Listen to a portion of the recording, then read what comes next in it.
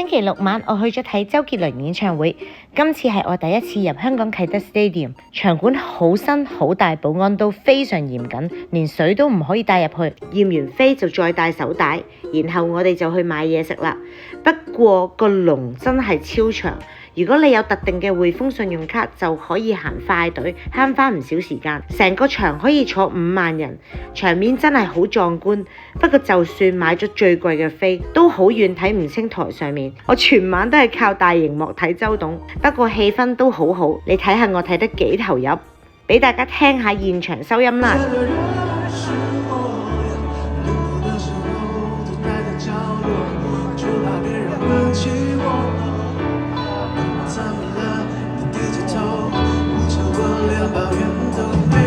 演唱會尾段仲有一個特別環節，揾現場觀眾點歌同周杰倫合唱。來，剛剛麥克風打開。